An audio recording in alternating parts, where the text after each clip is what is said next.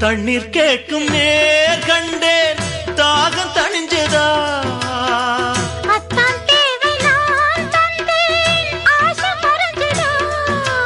கொட்டி கிடக்குது ஊரளவு இதில் வெட்டி எடுத்தது ஓரளவு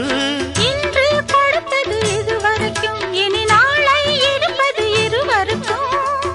அன்பே நீ அதிசய சுரங்கமடி நில